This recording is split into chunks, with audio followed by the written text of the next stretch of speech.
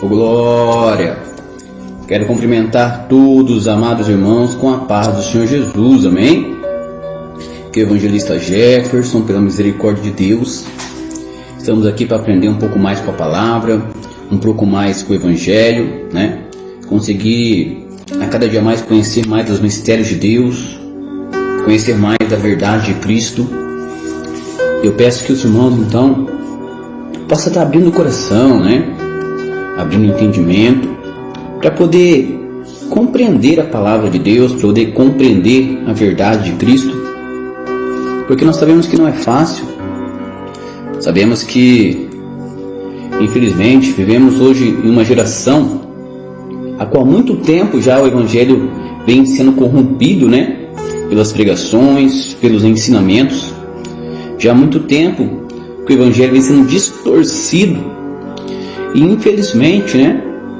Muitos de nós, viemos de ministérios dessa maneira, ministério que distorcia o Evangelho, ministério criado pela própria religião, e com isso encontramos dificuldades em compreender a verdade de Cristo, em compreender o querer de Deus, né?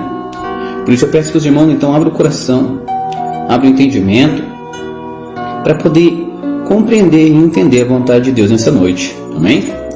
Antes de começar a palavra, eu quero convidar os irmãos para estar orando, né? Orando junto comigo, para a gente estar clamando ao Deus Todo-Poderoso, ao Rei dos Reis, ao Senhor dos Senhores, para que Ele possa nos dar sabedoria, nos dar entendimento, nos dar convicção da verdade e do querer dEle, que possamos a cada dia compreender, a cada dia viver conforme a vontade dEle. Oremos ao Senhor. Feche teus olhos, abre o teu coração, deixe neste momento tudo, deixa a louça, né? Deixe de conversar com um amigo, com uma amiga, vá para um canto separado e clame ao Senhor, clame a Ele. Oremos. Senhor Deus Todo-Poderoso, Tu, Pai, que criaste o céu, que criaste a terra e tudo que neles há, Senhor, criaste o homem, Pai, para Te servir, para Te adorar, para Te exaltar, para Te glorificar, Pai. Criaste o homem com um propósito, Senhor, de viver para Ti, Senhor. Criaste o homem, Pai, com um propósito, Senhor, de dominar sobre todos os outros seres viventes, mas sendo dominado pelo Senhor. Mas infelizmente, Pai, o homem se perdeu no decorrer do tempo, Senhor, dando ouvido, Pai, às suas paixões, dando ouvido, Pai, aos seus quereres e às suas próprias vontades. E com isso, Pai, se distanciaram da sua vontade, se distanciaram do teu querer, Pai. Como Israel, Senhor, quando o Senhor escolheu Israel por meio de Jacó, Senhor, o Senhor então confiou a eles, Pai, a primogenitura, Senhor, dos povos. O Senhor concedeu a eles, Pai, aliança, uma aliança diferente, uma aliança com uma nação inteira, Pai. Mas no decorrer dos anos, Senhor, aquela nação foi se distanciando, Pai, foi se corrompendo com os outros povos, foi entrando em contato, Senhor, com as demais nações, Senhor. E com isso os seus corações começaram a pender, Pai, para ídolos, para idolatria, Pai, para doutrinas vãs, Senhor, doutrinas que a sua vontade abomina, Senhor, servindo a outros deuses, servindo a outros senhores. Senhor, nós humildemente, Pai, clamamos a Ti. Nós humildemente, Pai, nos colocamos diante de Ti, Senhor, para pedir perdão por nossas falhas, Pai, para pedir perdão, Pai, por nossos pecados, Senhor, para pedir perdão, Pai, por tantas vezes entristecê-lo, Pai, por às vezes deixar-nos levar, Senhor, pelos nossos sentimentos, pelos nossos desejos, Senhor. A Tua palavra mesmo já alerta o homem, Senhor, que há uma luta constante dentro dele, que há um conflito constante dentro dele, entre a carne e o Espírito, Pai. Isso é constante. O próprio apóstolo Paulo declarava que quando ele queria fazer o bem, o mal ele já tinha praticado, Senhor, porque havia nele essa luta, mesmo sendo ele um homem de Deus, mesmo sendo ele, Pai, um homem perante a sua palavra eficaz, um homem que cumpriu a sua carreira, um homem que guardou a fé. um homem que cumpriu o seu propósito, Senhor. Havia nele, às vezes, lutas, dificuldades. Ele mesmo diz que em determinada situação veio um mensageiro de Satanás esbofeteá-lo, Senhor. Mas ele confiava em Ti. Quando isso acontecia, ele se prostrava diante do Senhor. Ele orava e o Senhor dizia a ele: olha, a minha graça te basta. A nós não é diferente, Senhor. A Tua graça nos basta, Pai. Porque nós sabemos que o poder do Senhor se aperfeiçoa nas nossas fraquezas. Porque quando nós estamos fracos, então estamos fortes. Porque na nossa fraqueza, Pai, nós nos dedicamos mais a Ti, nós nos entregamos mais a Ti, nós nos rendemos mais aos Teus pés, Pai. E assim nos tornamos mais dependentes, Senhor. Estamos mais abraçados pelo Teu poder, mais abraçados pela Tua graça, Pai. Porque há uma dependência maior, Senhor. Pai, Senhor, somos pequeninos, carregados de falhas, Senhor. Carregados de pensamentos, Pai. Carregados de desejos, Senhor. É por isso, Pai, que a Tua palavra nos ensina que o Senhor dá para nós, pelo Teu Espírito, Pai, o domínio próprio, para dominar sobre os nossos desejos, para dominar sobre as nossas vontades, para dominar sobre os nossos pensamentos, Senhor. Pai, que nós estamos aqui, Senhor, entregues à Tua presença, para que a Tua vontade prevaleça, para que o Teu querer prevaleça, Senhor. Para que o Senhor habite poderosamente em nosso ser, para que sejamos casa, sejamos moradas do Senhor, Pai. Não apenas visitação, Senhor. Não apenas um lugar a qual o Senhor passa, mas sim um lugar a qual se faz morada, Pai. Nós queremos andar e viver em Espírito, Senhor. E para isso acontecer é só a Tua palavra que pode nos orientar, é só a Tua palavra que pode nos conduzir, é só a Tua palavra que pode nos ensinar como podemos alcançar tal patamar na Tua presença. Oh Deus grandioso, Deus soberano, o que seria de nós, ó Pai, sem o Seu sacrifício? O que seria de nós, Senhor, ter um sacrifício naquela cruz, Pai? Senhor amado, Senhor querido, estamos aqui para aprender. Estamos aqui, Senhor, para buscar de Ti a perfeição, Pai. Porque a Tua palavra mesmo nos ensina a ser de perfeito, como perfeito é vosso Pai que estás no céu. Nós temos que buscar a perfeição. Nós temos que buscar a cada dia sermos perfeitos. Ainda, Pai amado, que nós não conseguimos alcançar, nós ainda temos que buscar incessantemente essa perfeição, Senhor. Não podemos nos contentar, Pai, e entregar tão pouco a Ti, entregar poucas coisas a Ti, entregar um sacrifício que não seja perfeito. Não podemos nos contentar com isso, Senhor. Não podemos nos contentar e nos acomodar em nossas falhas, em nossas limitações. Precisamos a cada dia, Pai, nos concentrar em viver uma vida cheia do Teu poder, uma vida plena na Tua presença, carregada pela Tua paz, pelo Teu amor, pela Tua justiça, pela Tua verdade, Pai. Oh Deus grandioso, tudo que somos, Pai, é dependente de Ti. Tudo que somos, Pai, é constantemente, Papai amados, servos, como a Tua palavra diz, escravos de Cristo. Porque fomos comprados por bom preço, e não foi preço de ouro, preço de prata, foi o precioso sangue do Cordeiro, o precioso sangue de Jesus Cristo derramado naquela cruz do Calvário. Foi esse preço de sangue, a qual nos compraste, Senhor. Que é por meio desse preço valoroso, a qual não há dinheiro que possa pagar, não há bens que possa ser comparado, Senhor, que nós fomos comprados. E é por isso que nós temos o privilégio, Pai, da reconciliação contigo. Quando nós confessamos os nossos pecados, quando nós confessamos, Pai, as nossas limitações, o Senhor vem, Pai, perdoa e ainda nos justifica, nos purifica, Pai. Senhor, que privilégio é esse de estar na Tua verdade, Senhor. Que privilégio é esse que nós temos de ouvir a Tua verdade, de ouvir a Tua palavra. Eu rogo, Pai, por cada ouvinte da rádio neste momento. Eu rogo, Pai, por cada vida, Pai, que está ouvindo. Eu peço que entre em sua família, entre no seu lar, Pai, neste momento, no emprego, no carro, Pai. Entre neste momento onde ele estiver, Senhor. Visita ele, visita ela com teu poder, com tua graça, com tua glória. Venha gerando a conversão, Senhor. Venha gerando o arrependimento, Pai. Venha trazendo-os, Pai, para a tua presença de maneira gloriosa, de maneira poderosa, Pai. Porque só há uma maneira para o homem mudar, Senhor. Só existe uma forma, Pai, para que o homem venha mudar. É se houver um encontro com o Senhor. E esse encontro, Pai, tem que ser, Papai amado, com o Senhor próprio. Esse encontro precisa ser realizado pelo Senhor, Pai. Como fizeste com Paulo, Pai, a caminho de Damasco, Senhor. O Senhor apareceu a ele ressurreto. E a partir daquele momento ele nunca mais foi o mesmo, Senhor. Vai de encontro, Pai, a essas famílias, Senhor. Vai de encontro, Pai, a esta varoa que neste momento ora, Pai. Dê graça a ela, Senhor. Alcança ela, Pai, com teu poder, com tua glória, Senhor. Conceda a ela cada dia mais virtudes, Pai. Conceda a ela cada dia mais, Senhor, meu Deus, sinceridade. Conceda os dons, Pai, que ela tanto busca, Senhor, na tua presença. Que vai servir, Pai, como ferramenta para a tua obra, como ferramenta para o teu reino crescer, para o teu reino, Papai amado, prosperar, para o teu reino, Papai amado, ir adiante, Senhor. Pai, vai de encontro também esse varão, Pai, que tanto clama, Pai, clama por conhecimento, clama por sabedoria, Pai, porque tem um desejo no seu coração de anunciar a tua palavra, de anunciar a tua verdade, Senhor. Conceda a eles, Pai.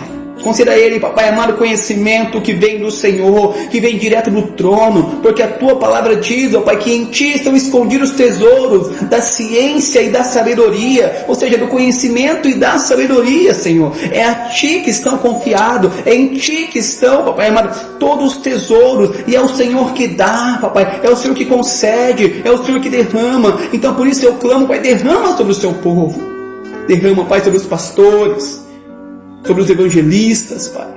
Derrama, Pai, sobre os teus servos que o Senhor tem chamado para a sua obra. Derrama, Pai, sobre os cooperadores, Senhor. Derrama, Pai, sobre todos aqueles, Pai, que o Senhor tem chamado para a tua obra, chamado para exercer, Pai, um ministério, Senhor. Capacita, Pai. Dê ao pai de família também sabedoria e conhecimento, para que possam instruir, Pai, as suas esposas, instruir, Pai, os seus filhos, Senhor. Sendo eles o líder, Pai, dentro do seu lar, dentro da sua casa, Senhor. Ajuda os jovens, Pai, nessa geração corrompida, Senhor. Nessa geração que não quer compromisso com a tua palavra. Nessa geração, Senhor, que foi criada de maneira larga, de maneira espaçosa. Que foi criada de uma maneira a dar uma liberdade desnecessária a eles. E com isso, Pai, muitos jovens bons, Senhor. Muitos jovens, Pai, amado, às vezes ali, Senhor, que tem um chamado. Muitos jovens, Pai, que tem às vezes ali, Senhor, uma qualidade que o Senhor deu a ele para exercer o ministério, Pai amado. Não está exercendo por causa dessa liberdade que os pais deram. Deixaram-se levar, Senhor. Hoje não estão na tua presença. Alcança eles, Pai. Alcança eles com tua misericórdia, Senhor. Dê estrutura, Pai, aos jovens que estão na tua igreja, Pai. Repreende os pensamentos que não provêm de ti. Repreende os desejos que não provêm de ti, Pai. Afaste ele das amizades que não provêm de ti, Senhor, porque a tua palavra diz que as más conversações corrompem os bons costumes, Senhor. Alcança eles, Pai, com teu poder e com tua misericórdia. Que eles possam, Pai, ter uma intimidade contigo. Que eles possam ter um encontro com o Senhor verdadeiro. Assim eu te peço, Pai. E desde já eu te agradeço. Que o Senhor possa receber, Pai, honra, glórias, louvores e adoração para o seu nome ser exaltado em nome de Jesus. Amém, Senhor. Amém, Senhor. Aleluias. Amém, igreja. Oh, glória. Adorado seja o Cordeiro Santo. Irmãos, tá dando para ouvir aí? Tá dando para entender? Tá cortando? Como que tá?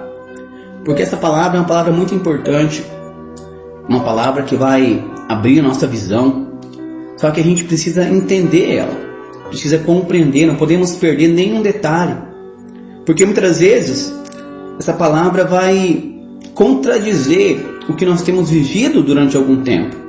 Nós precisamos estar atento ao que o Senhor quer. Como eu disse antes do começo da oração, infelizmente nós às vezes nos prendemos a doutrinas, nos prendemos a ensinamentos, nos prendemos a exemplos, nos prendemos às vezes a tradições que nós carregamos durante os anos dentro das igrejas, dentro das denominações. Só que às vezes nós não vamos para as Escrituras para ver se é daquela forma mesmo, se é daquela maneira que o Senhor quer, se é daquela maneira que Deus determinou. Porque a autoridade máxima na terra da igreja não é líderes, não é homem, não é mulher, não. É a palavra de Deus. Não é ministério, não. É a palavra de Deus. Ela é a autoridade máxima na terra. Porque assim como um cidadão tem os seus direitos e deveres escritos em um livro, então tudo o que ele pode fazer e tudo o que ele pode ter está dentro de um livro. E nós precisamos ter acesso muitas vezes a esse livro para saber quais são os nossos deveres e os nossos direitos na sociedade. Assim também há na igreja. Assim também há sobre o povo de Deus. Há um livro a qual lá está escrito os seus deveres e os seus direitos. Isso é a palavra de Deus. É a regra máxima para a igreja. É a regra máxima para a igreja. E nós muitas vezes erramos por não examiná-las, por não buscar conhecer, por não buscar entender elas. Mas eu espero que os irmãos possam abrir o entendimento hoje, que Deus possa penetrar os corações nessa noite. Peço que, por favor, irmãos, não fiquem com dúvidas. Se por acaso não entenderem alguma coisa, contate a gente, seja por meio do WhatsApp que está no aplicativo, seja por meio da web rádio, por meio do site, ou algum irmão que deve ter meu contato, ou contato dos pastores, contata eles, fale conosco, chegue até mim, para que eu possa esclarecer, seja qual for a dúvida que ficar, tá bem? Então vamos começar então. Hoje o tema é os cargos eclesiásticos bíblicos e as suas funções, ou e as suas autoridades, Hoje é um equívoco muito grande, Porque existe N igrejas, N pastores, N cargos eclesiásticos, N apóstolos, N pastoras, N diaconisas, existe N pessoas exercendo funções, Exercendo autoridades, N pessoas. Então a questão é, será que é Deus que tem levantado? Porque nos dias de hoje, a maioria não é levantada por Deus, é levantada pelo próprio homem. E com isso é o que ocorre as heresias aumentarem, a distorção das escrituras. Por quê? Porque o homem está levantando sem Deus estar mandando. Porque quando nós falamos de cargos eclesiásticos, falamos de liderança, nós falamos de pessoas que são escolhidas por Deus, que têm um chamado desde o ventre de sua mãe, e também que elas estão dentro dos padrões estabelecidos por Deus para exercerem tais funções. É como uma empresa. Imagina vocês uma empresa. A empresa, ela impõe lá um currículo, impõe lá na propaganda: olha, precisamos de trabalhadores em determinada função de escritório. Só que os requisitos para esse trabalhador tem que ter formação acadêmica, precisa falar 3 línguas, inglês, espanhol e japonês, precisa ter experiência, precisa ter disponibilidade de horário, precisa estar livre para viajar. Então lá é colocado os requisitos. Aí quando chega muitas das vezes as pessoas olham aquele, nossa, está precisando lá de administrador, olha, eu vou lá então na procura daquele emprego. Só que as pessoas às vezes não veem o requisito, chegam lá para uma entrevista, marcam uma entrevista, e aí é apresentado para eles: você fala 3 línguas, 3 idiomas? Não, eu falo 2. Você tem formação acadêmica? Sim, eu tenho. Tem disponibilidade de horário? Então, eu posso trabalhar de manhã, em horário comercial, Então aquela pessoa não vai servir para o cargo, para a função, Por quê? Porque ela não está cumprindo com os requisitos estabelecidos pela empresa. Isso não é só na empresa, é na escola, isso é em determinadas funções. Dentro do nosso lar também precisa ter os requisitos para se estabelecer dentro do lar. E na igreja não é diferente. Nós às vezes pegamos os pastores hoje, a liderança hoje, elas têm levantado homens sem examinar as suas vidas, sem examinar a vida deles e compararem com as Escrituras. Não sentam com eles, não perguntam, não examinam, não provam eles para ver se estão de acordo com a palavra de Deus, para então serem levantados. A maioria hoje são levantadas pelo homem, levantada pela própria igreja e não por Deus. E quando isso ocorre, quando o homem levanta, é onde muitos não conseguem suportar, muitos não conseguem continuar, deixam, o arado no meio do caminho, e muitas vezes desistem, ou então às vezes destroem as igrejas, não tem estrutura para ensinar, não tem. E com isso o que acontece? As ovelhas sofrem, as vidas sofrem, e principalmente Deus sofre, porque a vontade de Deus é que todos os homens se salvem e cheguem ao conhecimento da verdade. E quando as coisas não acontecem conforme Deus quer, conforme Deus determina, sempre há consequências para isso. A primeira coisa que a gente tem que entender: será que existe mesmo cargos eclesiásticos, sabe? Cargos como numa empresa. Numa empresa tem o cargo de açougueiro, no mercado tem o cargo de açougueiro, tem o cargo de gerente, tem o cargo de empacotador, tem o cargo de empacotador, como eu já disse, tem o cargo de... Tem vários tipos de cargo, dentro do supermercado, por exemplo. Em todas as empresas existem os cargos. Mas e dentro da igreja, será que também existe cargos? Será que nós vemos em algum momento nas Escrituras que existe cargos para fulano, cargos para ciclano? Vamos ver. Abra a vossa Bíblia no livro de Efésios, no capítulo 4 e no verso de número 8. Efésios capítulo 4, versículo 8.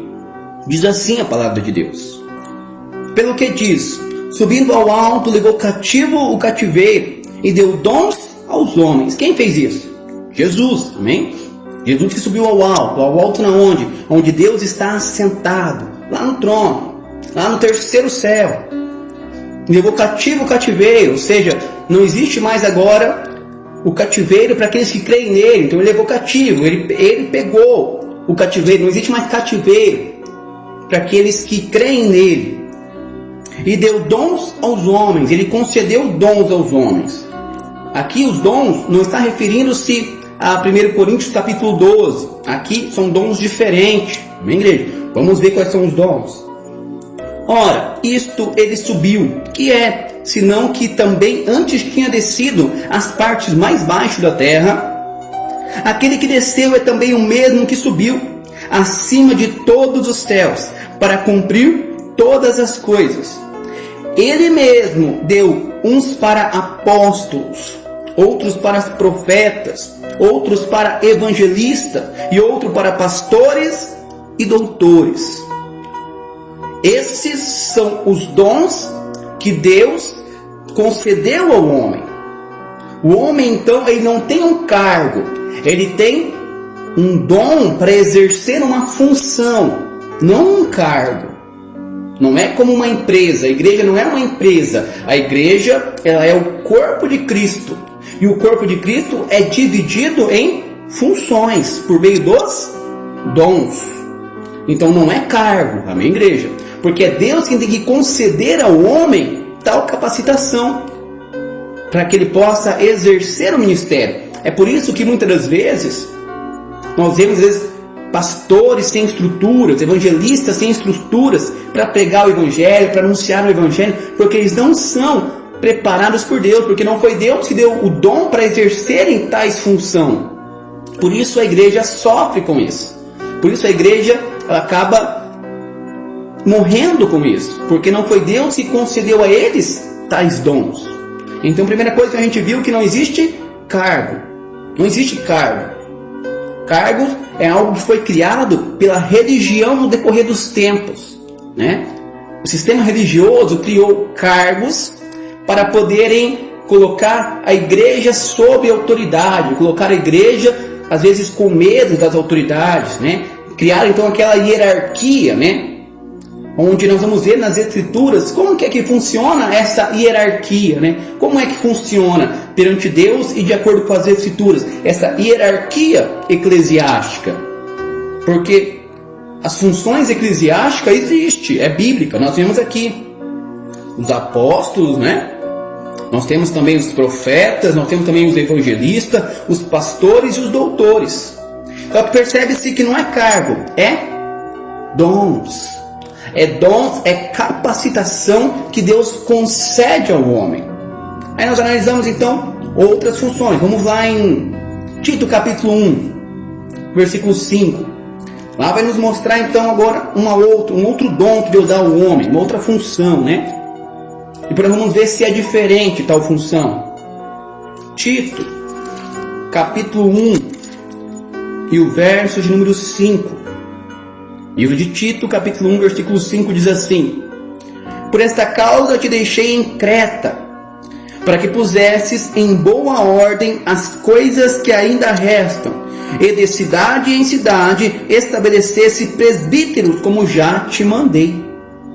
Então outro dom, uma outra função que Deus dá para o homem, qual é? Presbitério. Exercer a função de presbítero. Não um cargo, mas uma função de presbítero. Quando a gente olha as escrituras, hoje em dia tem muitas pessoas que elas têm um cargo chamado missionário ou missionária, né? De onde a gente tira isso das escrituras? Em que momento as escrituras estabelecem um missionário como uma função ou como um cargo? Aonde que se é estabelecido isso para eles? Aonde que a Bíblia relata que existe essa função, que existe esse dom? Não existe.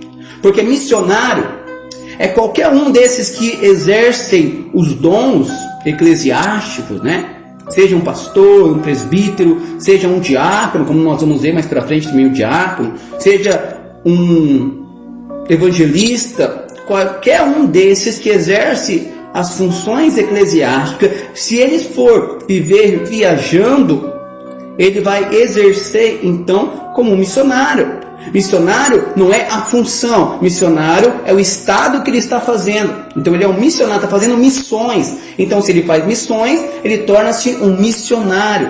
Só que o dom não é de missionário, o dom é pastor, evangelista, diácono, presbítero. Esses são os dons, não missionário. Missionário não existe, muito menos missionária. E como nós lemos até agora, nós não encontramos em momento algum sendo falado de pastora, né? Sendo falado de evangelista feminina, de diaconisa, né? Ou de presbítera, ou de apóstola, que não existe. Nós nunca vamos achar nas escrituras, tais funções para as mulheres. Eu quero já deixar um texto do porquê disso. Eu não quero entrar muito sobre as mulheres hoje, porque o tema porque senão não vai dar tempo, né? 1 Timóteo, capítulo de número 2, versículo 11, diz assim, 1 Timóteo, capítulo 2, versículo de número 11, diz assim: A mulher aprenda em silêncio, com toda sujeição. Não permito, porém, que a mulher ensine, nem use de autoridade sobre o marido ou sobre o homem, mas que esteja em silêncio, porque primeiro foi formado Adão, depois Eva, e Adão não foi enganado, mas a mulher, sendo enganada, caiu em transgressão. Percebe-se que não foi permitido à mulher a função de ensinar, nem de exercer autoridade. Ela não pode fazer isso nem dentro do seu lar, muito menos dentro da igreja.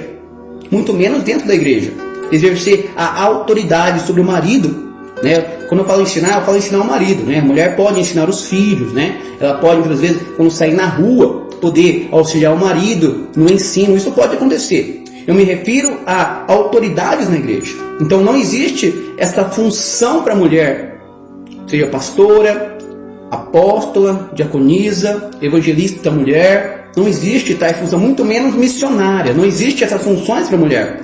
Tudo isso foi criado pelo homem e estabelecido pelo homem. Amém, igreja? Então nós vimos então que, primeiro, não existe cargo.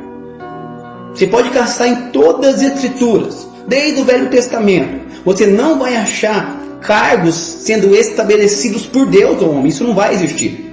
São coisas criadas pela religião, criada pelo homem. O que existe é dons que Deus concedeu ao homem, para que eles exerçam funções.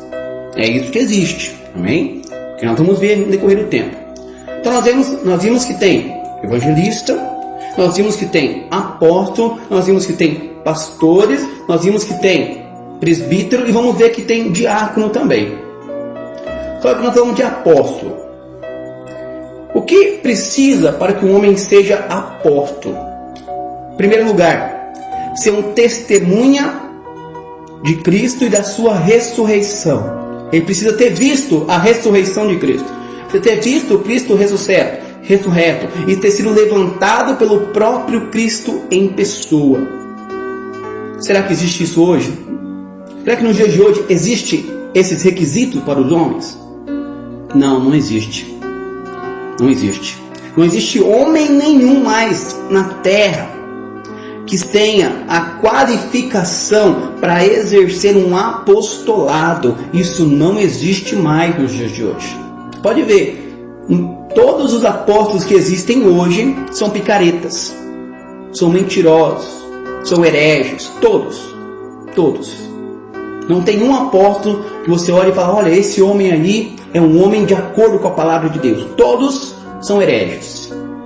Por quê? Porque Deus não concede mais esse dom aos homens, dom de apóstolo. Eles querem exercer essas funções, como cargos, para terem a função maior dentro da igreja e falarem que são os mais poderosos dentro da igreja, que são os homens mais próximos de Deus, e por isso eles se autodenominam apóstolos, mas pelas escrituras não existe mais nos dias de hoje, porque se você for ver, os apóstolos foram levantados pelo próprio Cristo. Cristo ressurreto aparece, mesmo antes de ressuscitar, Cristo escolhe os 12 apóstolos, amém? Antes da sua morte, escolhe os 12 apóstolos, e depois da sua morte, Judas tinha morrido, os próprios apóstolos escolhem um outro apóstolo para exercer a função de Judas.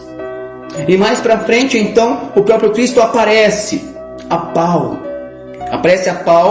e o chama e o ensina. Ele mesmo mostra que 14 anos ele ficou sem ter contato com nenhum dos apóstolos. Ele aprendeu diretamente com Cristo, pela revelação do próprio Cristo.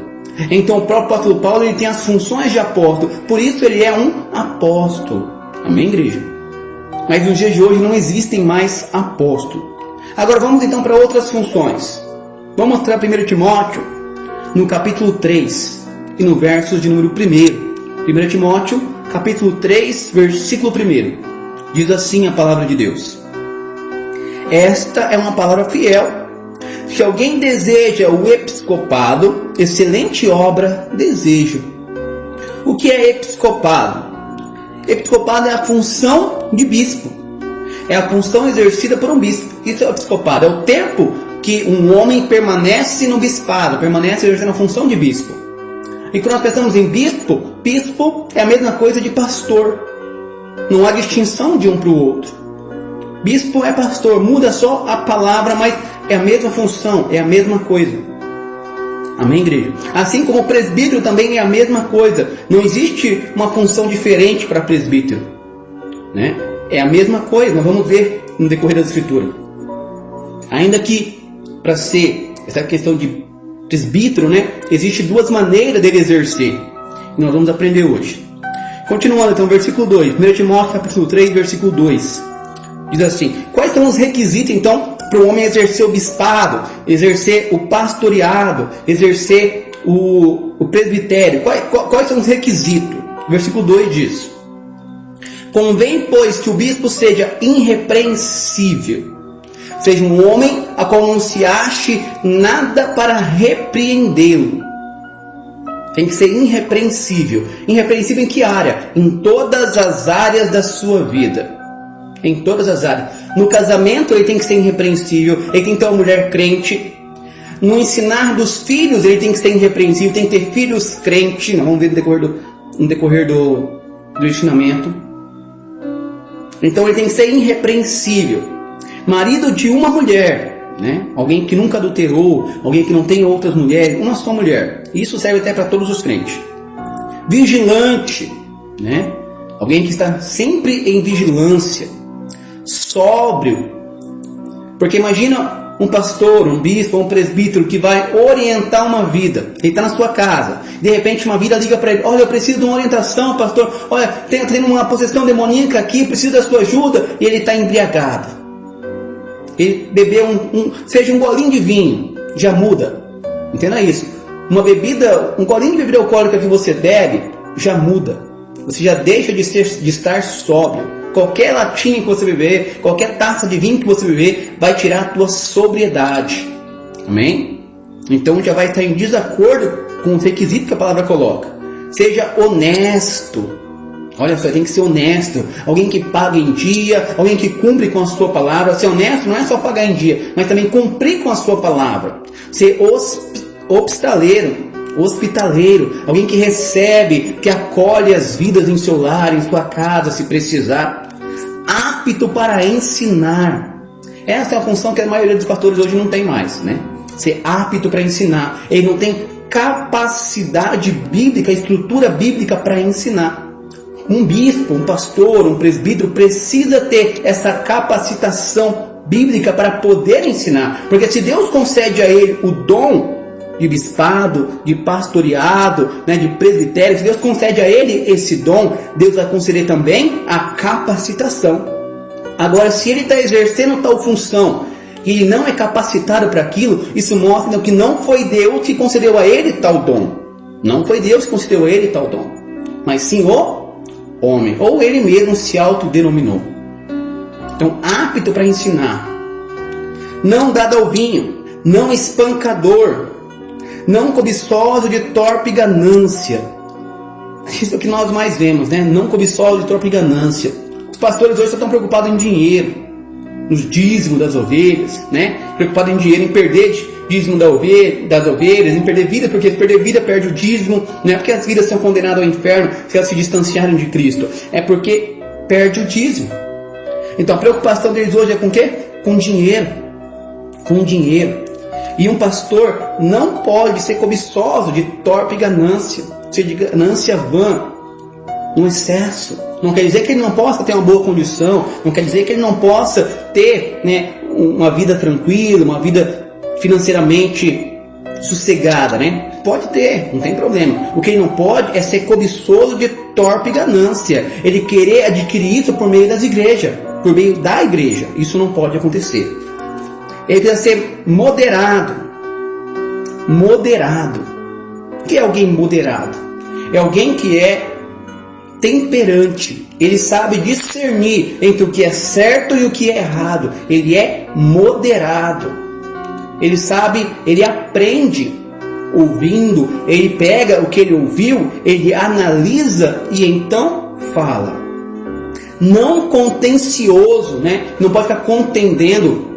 Pastor, quando ele tem o chamado, quando ele tem mesmo o dom, né, dado por Deus, ele passa a, quando Deus repreende ele por meio da sua palavra, o que ele faz? Ele se conforma, ele não fica contendendo, ele não é contencioso, ele não é alguém que fica, não, eu não creio dessa maneira, eu não vejo assim. Pastor não exerce função dessa maneira. Por quê? Porque se é a palavra de Deus, e ele tem o dom de Deus de pastorear, o dom de Deus de bispar, o dom de Deus de presbitério, ele vai se conformar àquela verdade. Não avarento. Olha só o 4. Que governe bem a sua própria casa. Precisa ser um bom governante do seu lar. Precisa saber instruir a sua esposa. Só que para isso ele tem que ser o quê? Apto para ensinar. Porque se ele não for apto para ensinar, ele não vai saber governar a sua casa. Tem que ter conhecimento das escrituras. Um pastor que não tem conhecimento de escritura não pode ser um pastor. Como que ele vai aconselhar se ele mesmo não sabe para ele? Se ele não soube governar o seu lar, a sua casa, instruindo a esposa, instruindo os filhos, como que ele vai conseguir governar a igreja e a sua casa junto? Se tendo só a sua casa ele não conseguiu. E não sou eu que estou dizendo, igreja, é a Bíblia, está escrito. São os requisitos para o bispado, para o pastoreado, para o presbitério. Amém, igreja? Esses são os requisitos. São os requisitos. que Deus estabelece. Olha o que a palavra diz. 5 novamente. Porque se alguém não sabe governar a sua própria casa, voltando no 4, que governe bem a sua própria casa, tendo seus filhos em sujeição, com toda a modéstia. Um pastor precisa ter os seus filhos sujeitos à cidade. Por quê? Já pensou um pastor? Um pastor está em determinada função e não tem os filhos sujeitos à autoridade. Aí chega uma vida que está com um problema com os filhos.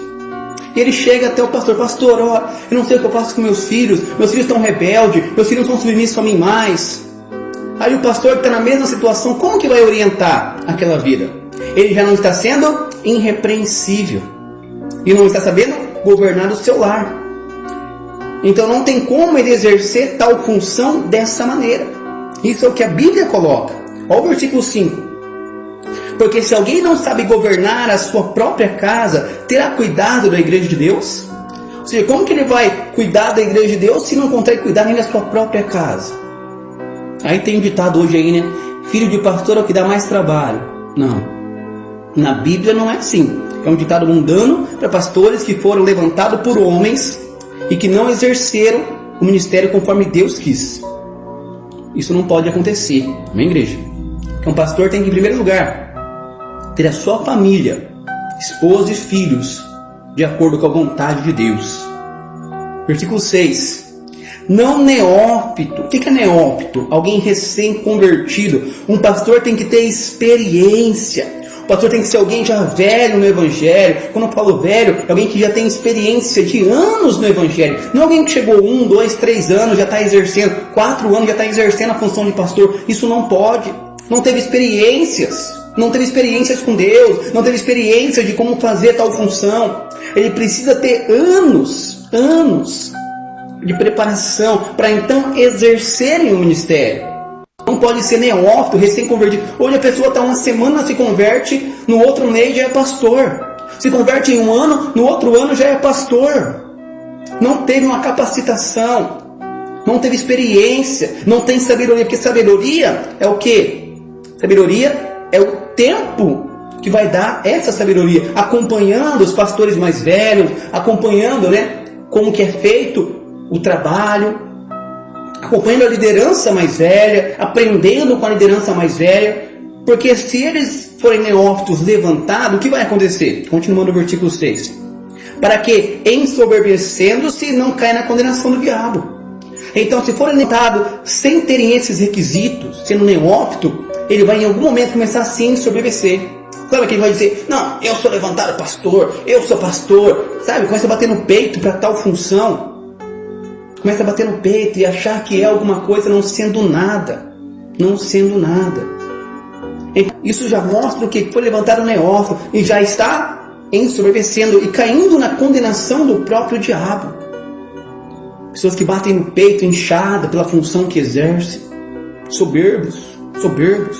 Versículo 7. Convém também que tenha bom testemunho dos que estão de fora.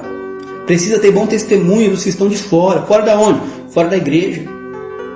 Precisa ser alguém irrepreensível, que tem bons testemunhos, para que não caia em afronta e no lastro do diabo. Para que ninguém possa falar: ixi, aquele ali é pastor?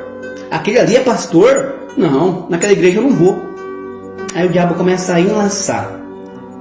Então esses são os requisitos estabelecidos por Deus para o pastoreado, ou o bispado, ou mesmo para o presbitério. Nós vamos ver lá na frente que é a mesma coisa.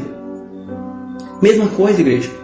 Então, se o pastor não exerce tais funções, não tem tais requisitos, não pode exercer a função. Olha o versículo 8. Falando agora do diácono, né? Que existe o diácono também. Quais são as funções, quais são os requisitos que o diácono precisa ter para exercer a função de diaconato? Quais são? Da mesma sorte, os diáconos sejam honestos, não de língua dobre. Sabe aquele que fala uma coisa aqui, depois fala outra coisa lá? Uma hora na sua frente fala uma coisa, depois por trás de você fala outra coisa. Não pode, hora falar uma coisa, hora falar outra coisa. Tem que ser alguém de uma língua só.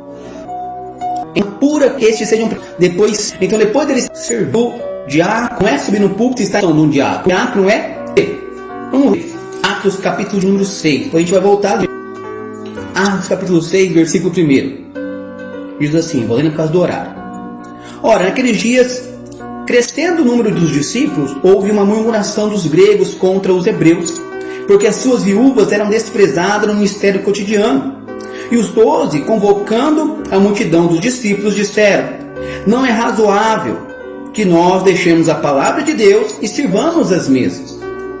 Escolhi, pois, irmãos, entre vós, 7 varões de boa reputação, cheios do Espírito Santo e de sabedoria, aos quais constituamos sobre este importante negócio. Esses são os primeiros diáconos a serem levantados, os primeiros diáconos a serem estabelecidos. Para qual propósito? Servir as mesas, levar o alimento carnal, o alimento material para as vidas. Essa é a função do diácono. O diácono, ele serve a igreja no modo físico, enquanto o pastor, o bispo, o presbítero, a função dele é pastorear, é cuidar das vidas, visitar os lares, aconselhar, cuidar das vidas, enquanto o diácono cuida das coisas físicas da igreja.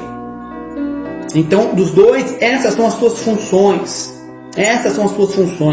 Mas em momento algum, aqui está dizendo que um é maior que o outro.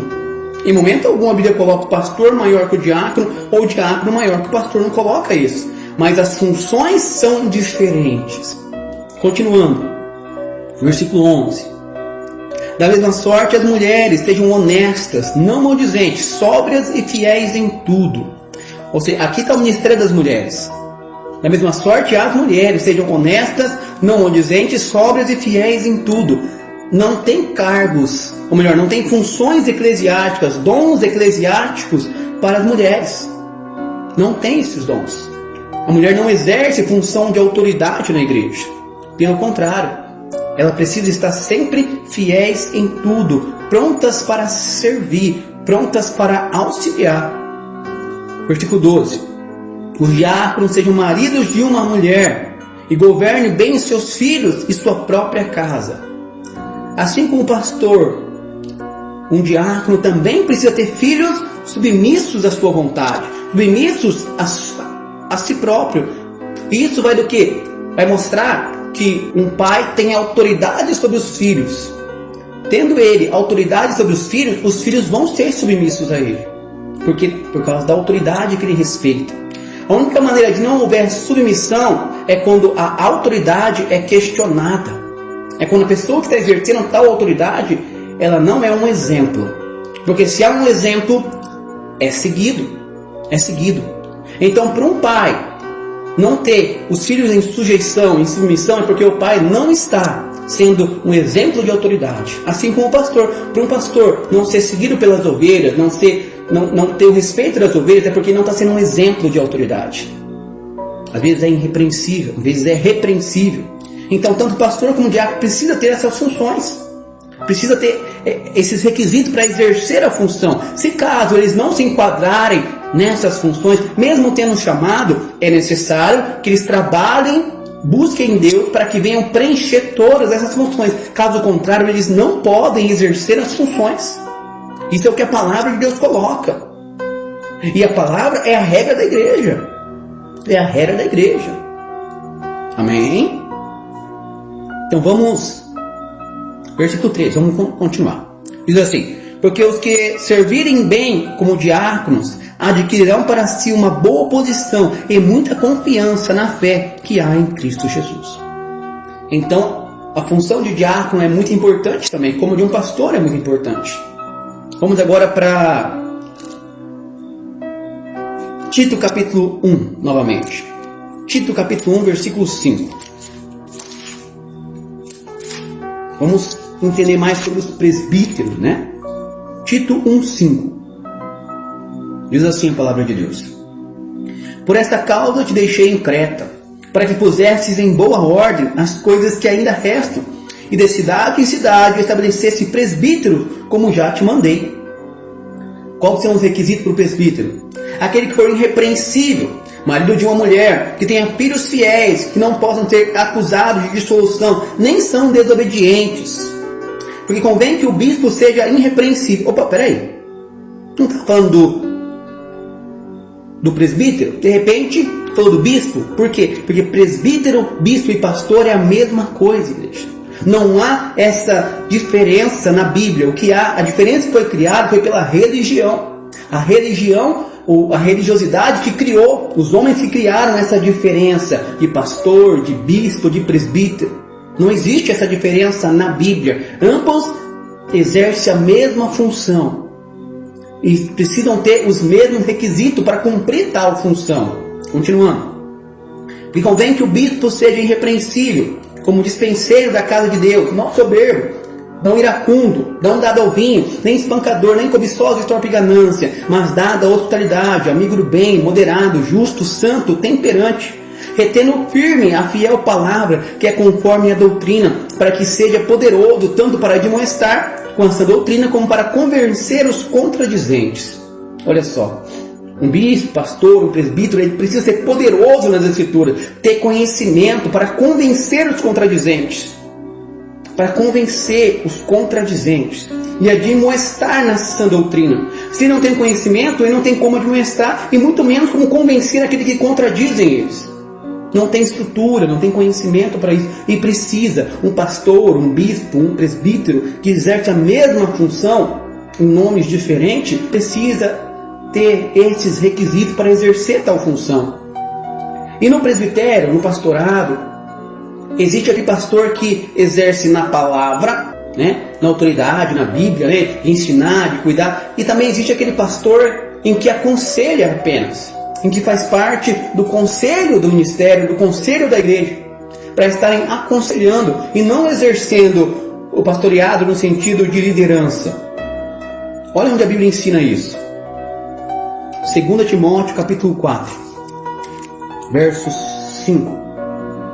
É 1 Timóteo 5, 5,17.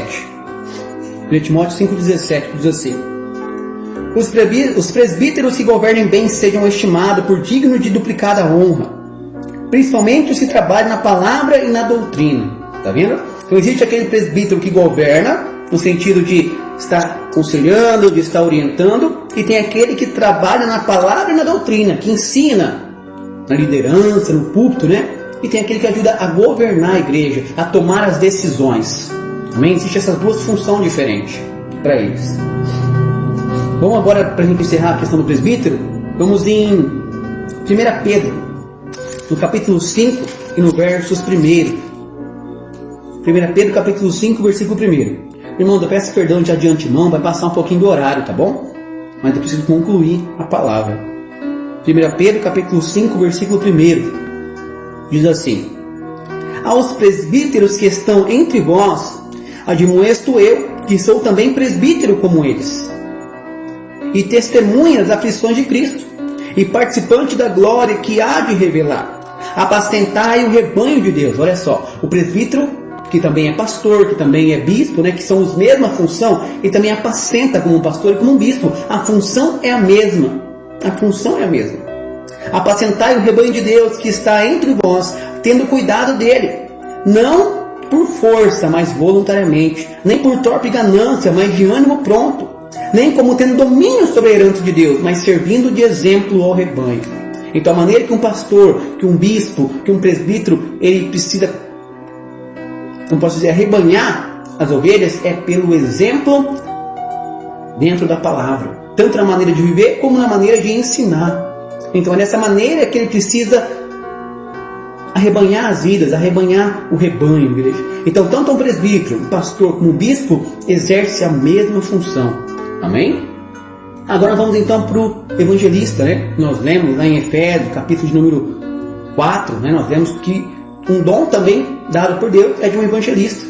Nós não achamos nas escrituras requisitos para um evangelista exercer como evangelista, como por exemplo ser casado, ser marido de nossa mulher, como ter filhos crentes. Não existe esses requisitos. Ainda que eu acredite que os mesmos requisitos que cabem para um pastor, que cabem para um presbítero, caiba também para um evangelista, conhecedor da palavra, irrepreensível.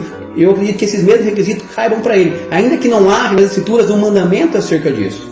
Mas ele também precisa ser casado, ele também precisa ser irrepreensível dentro, porque ele também vai ensinar, ele vai exercer a questão da palavra, vai exercer a questão do ensinamento.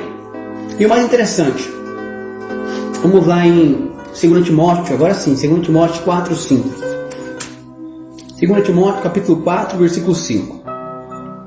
Diz assim: mas tu se sóbrio em tudo, sofre as aflições, faz a obra de um evangelista, cumpre o teu ministério. Timóteo, ele era um evangelista, a qual foi levantado pela imposição das mãos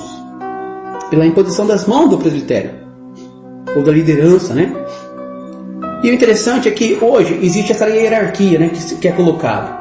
Pastor, depois em algumas igrejas evangelista, em outras igrejas presbítero, aí depois diáconos, e é colocado dessa maneira.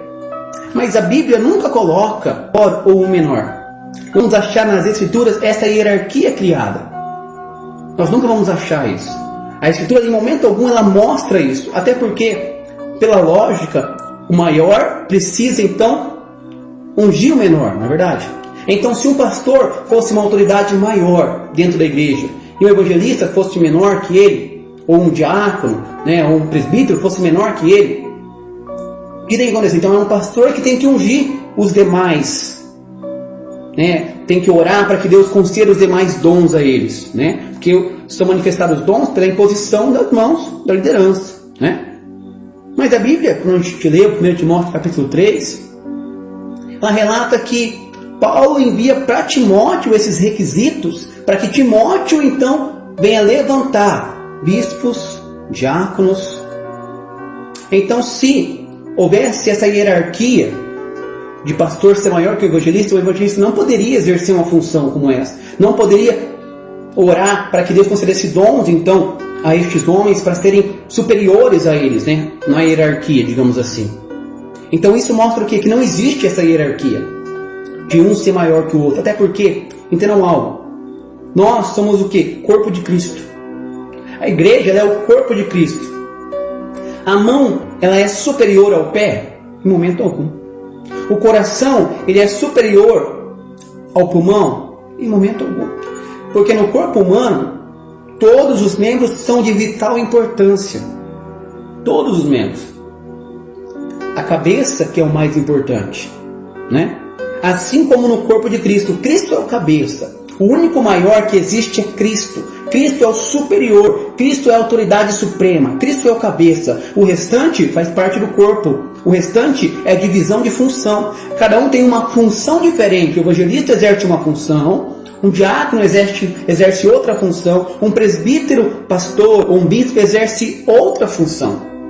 A função de um evangelista é qual? Pregar o evangelho, exortar, repreender. Se você ler o capítulo 4, olha o que diz o capítulo 4, né? Paulo enviando a Timóteo.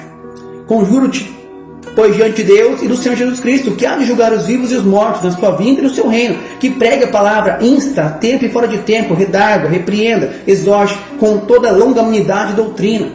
Então os evangelistas são aqueles que ensinam, que viajam para pegar o evangelho, para pegar a palavra, aqueles que estão de lugar em lugar, ensinando e pregando. Essa é a função deles. A função deles não é arrebanhar, cuidar das vidas, não é essa a função de evangelista. Essa é a função do pastor, do presbítero, do bispo. Essa é a função dele. Assim como não é a função do evangelista cuidar da igreja, no requisito material, no requisito físico, mas sim de um diácono. Porque Deus repartiu as funções conforme os dons que Ele concedeu a cada um.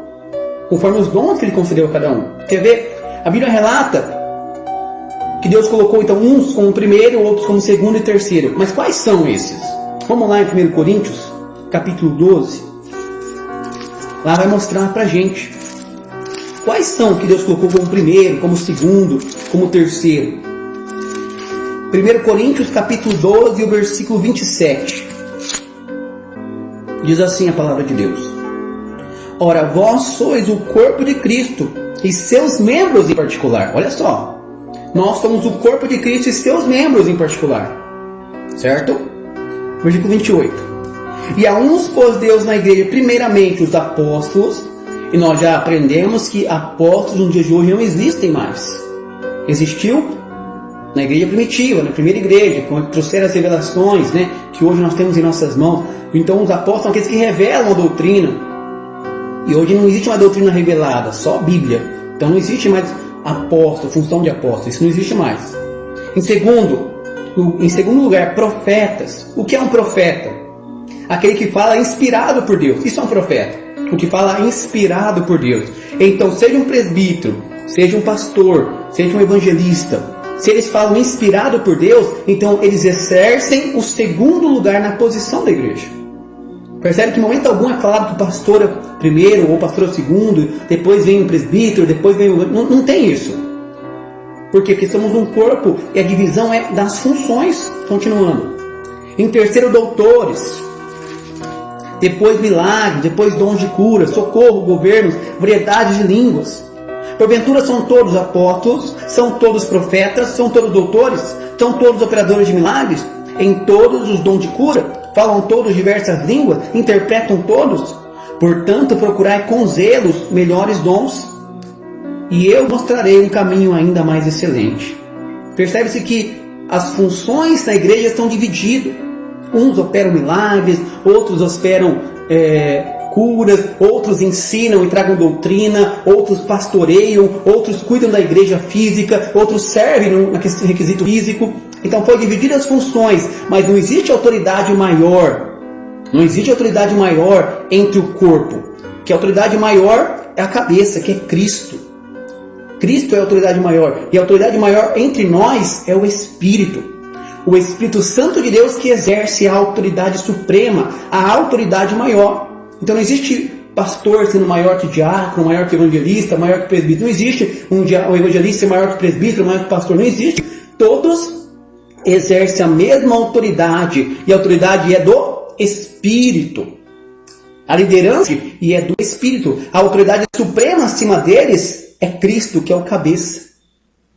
Essa é a função, não existe cargo eclesiástico, essa é a função eclesiástica de cada um. Deus deu dons a eles. E precisam o quê? Cumprir os requisitos para exercerem tal função. Se eles não tiverem os requisitos, não pode exercer tal função.